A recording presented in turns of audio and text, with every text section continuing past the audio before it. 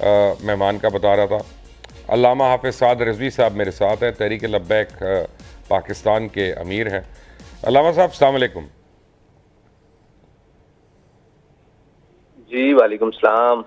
अल्लामा साहब ये मुझे बताइएगा कि ये क्या हो गया वहाँ पे, कल किस तरह से शेलिंग होगी, कि गोलियाँ चल गई, क्या कोई साथी शहीद भी हुए? हमें इसका बैकग्राउंड बताएं ज़रा। जी, 12 रबीउल अव्वल शरीफ के हवाले से एक जुलूस था जिसको पहले रोका गया था हवेलियां के मकाम पर 12 रबीउल अव्वल शरीफ वाले दिन। तो उसके बाद फिर एक हफ्ता बाद वहीं दोबारा मिलादुन नबी सल्लल्लाहु अलैहि वसल्लम का जुलूस रखा गया, तो उसकी भी वही रूट रखा गया।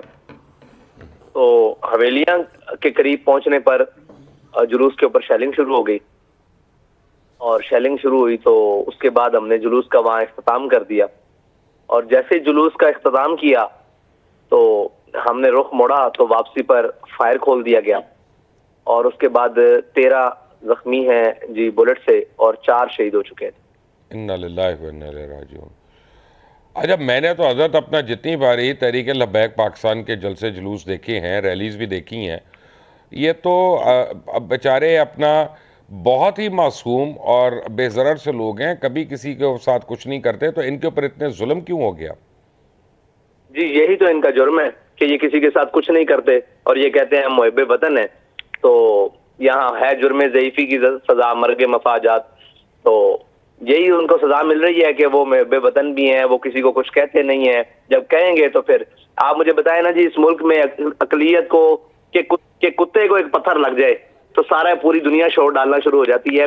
4 शुहदा इस वक्त तक हम जनाजे पढ़ चुके हैं, तो अभी तक किसी के कान पर भी जू नहीं लगी कि यार ये क्या हो गया, ये कैसे हो गया, ये मुमकिन कैसे है कि एक मिलादुन नबी सल्लल्लाहु अलैहि वसल्लम का जुलूस, कोई धरना नहीं, कोई लॉन्ग मार्च नहीं, कोई चीज नहीं, एक जुलूस जो अपने इख्तिताम के वक्त और नाम क्या जगह मकाम से 3 किलोमीटर पहले इख्तिताम पजीर होकर वापस हो गया, उसके ऊपर गोलियां बरसाई जाए, ये क्या तरीकाकार है?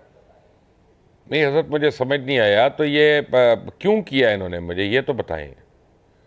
जी, क्यों किया है ये तो बिल्कुल साफ नजर आ रहा है कि इन्होंने खुद किया है ताकि मुल्क में इंतशार फैले, और तहरीक लब्बैक पाकिस्तान जो एक रिवायत रखती है अपने एहतजाज में को मनवाने के लिए, उस पर आए और मुल्क बंद हो और इंतशार की तरफ मुल्क जाए, और तो कोई नहीं। आप देखें कि ये जगह कौन सी, सराय सराय साले, ये तकरीबन हवेलियां से पीछे है, तकरीबन 2-3 किलोमीटर। तो सराय साले तक हवेलियां से निकलते 3-4 किलोमीटर पीछे गोलियां आकर मारना, ये कोई तरीकाकार तो नहीं है ना जी। ये किसने गोलियां मारी हैं, उनको ऑर्डर किसने दिया है? ये कौन सा मुल्क है जिसमें रात के अंधेरे में जैसे ही मगरिब शुरू हुई है स्ट्रेट फायर खुल गए?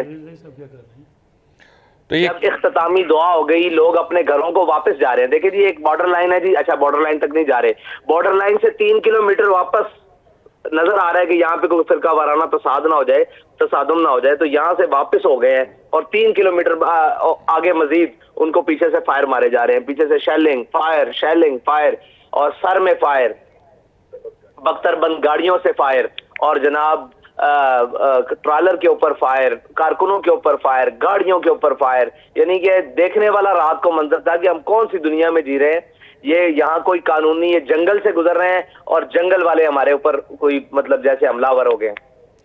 तो आप लोगों ने केपी के गवर्नमेंट से एहतजाज किया, उन्होंने आपको कोई जवाब तो दिया होगा? हाई कोर्ट पेशावर में ऑर्डर हो चुका हमारा कि इनको जलसा करने की इजाजत है, ये रैली निकालें, आप इनको प्रोटेक्शन दें।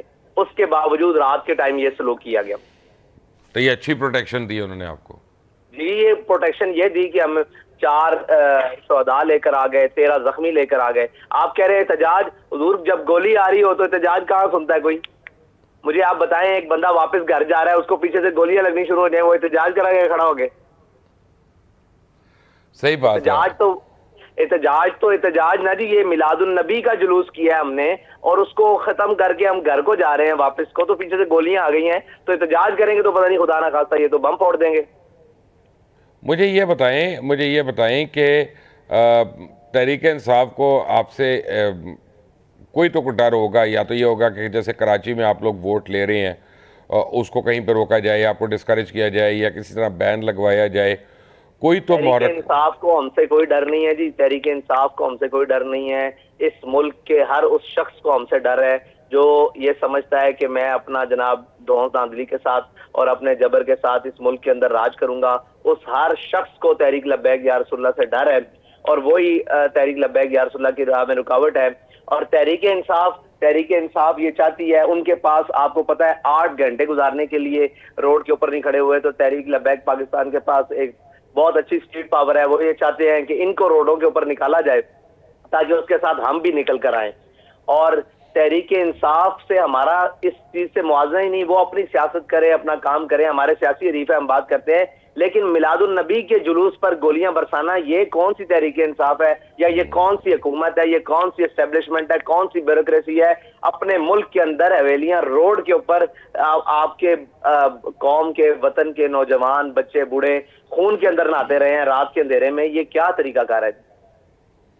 मतलब ये सच्ची बात यह है कि हमारे सब लोगों को इनका मार देने का प्रोग्राम था कि ये मर जाएं, इनको शहीद कर दो, आज कोई बच के ना जाए। ये तो अल्लाह ने हमें बचाया है और हम पता नहीं किस तरह निकलते हुए वहां से वापस आ गए। मैं आपको सच्ची बात बताऊं, मेरे पास तो सवाल ही ख़त्म कर दिए आपके जवाब ने।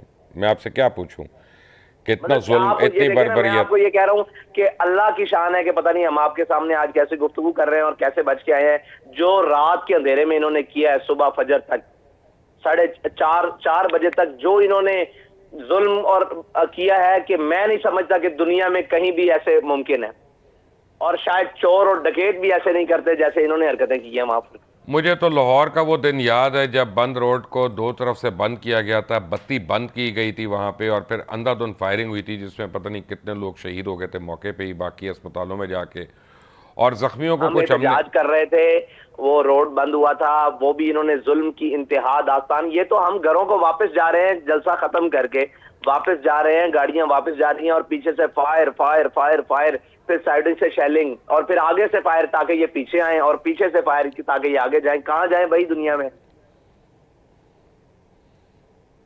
मैं तो इस पे हैरान कि हूँ, दुनिया में परेशान कोई हूँ। ऐसा कुत्ता कानून भी नहीं होगा और ऐसा लेन कानून भी नहीं होगा जो इस मुल्क के अंदर है कि रात के अंधेरों में कहां सोई रही हैं हमारी वो आर्म फोर्सेस और कहां सोए रहे वो हमारे खैर इदारे उनका और तो कोई कहां सो रही कसूर वो नहीं ना हमारी हजरत, एजेंसियां। ये तो आपका गुस्सा हक बजाने पे, लेकिन उनका तो कसूर नहीं, ये तो कसूर अपना सिक्योरिटी और लॉ इन्फोर्समेंट भाई क्यों एजेंसीज नहीं का। उनका कसूर? वो इस मुल्क के मामे बनते हैं ना जी, उनके सामने उनकी नाक के नीचे उनके नाम के शहर के हम वतनों को काटा जाता रहा है, तो उनका क्यों नहीं कसूर?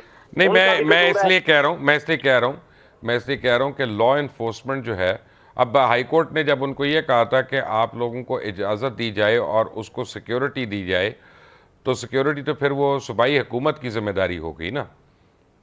चलें, सूबाई हुकूमत अपनी बदमाशी पर उतर आई है। रात के 4 घंटे तक गोलियां चल रही हैं, हम भाग रहे हैं कभी आगे कभी पीछे, तो ये कहां सोए हुए हैं? सबको पता है कि क्या हो रहा है अच्छा, आप मुझे वहां पर। क्योंकि वक्त थोड़ा है तो जल्दी से मुझे ज़रा ये बताइएगा कि कराची वगैरह में क्या हुआ आपके, इस बारी आप लोगों का टर्नआउट बड़ा वीक रहा इलेक्शन का, ये क्या वजह रही? बाबा जी, इलेक्शन तो तब लड़ेंगे ना जब जान बचेगी, और इलेक्शन तब लड़ा जाता है जब इलेक्शन का माहौल होगा। हम अपनी जानें बचा रहे हैं पाकिस्तान के रोडों पर के ऊपर, जहां निकलते हैं मार दिए जाते हैं, जहां निकलते हैं कुचल दिए जाते हैं, जहां निकलते हैं खून बहा दिया जाता है, और जिस कमीने रजील का दिल करता है वो हमारे ऊपर गोलियां भी चलाता है और जनाब टैंक भी चढ़ाता है और बख्तर बंद गाड़ियां भी चढ़ाता है।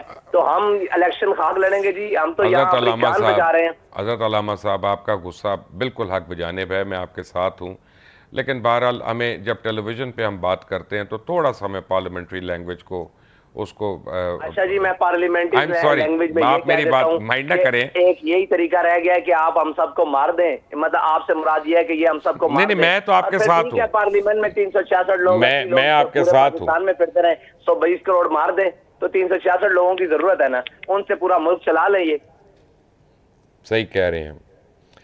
बड़े दुख की भाई बात मुल्क है। चलाना है, इसी अवाम के साथ चलाना है ना। जब अपनी अवाम को आप गोलियों से मार रहे हो और जनाब बुलेट से मार रहे हो, अगर कहीं कहें आपको सबूत वीडियोस किसी किस्म का, और जितने जख्मी हैं और जितने शदीद सवेर जिनको जख्म है, वो बुलेट की मतलब उसके बाद क्या कहें भाई। बुलेट तो दुनिया में किसी भी आखिरी कानून पर भी जाकर नहीं चलती। ये तो एक आम जुलूस के ऊपर इनका जब दिल करता है, जितना दिल करता है, ये लाशें गिरा देते हैं। अच्छा, अब मुझे ये बताइएगा कि इस वक्त ज़ख्मी जो हैं उनकी कुल तादाद कितनी है?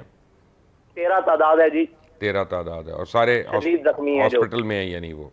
जी, बाकी अगर जख्मों की बताए जाए तो वो ऊपर से लेकर नीचे तक सब जख्मी हैं जी। जब जान बचा रहे थे तो फिर जख्मों का तो कोई माना नहीं है। जो शदीद जख्मी है, हॉस्पिटलाइज है, वो तकरीबन कोई 13 है।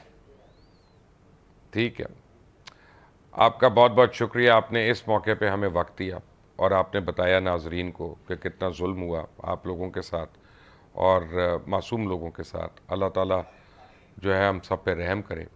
अल्लामा साद रिजवी साहब, आपका बहुत बहुत शुक्रिया हमारा साथ देने के लिए।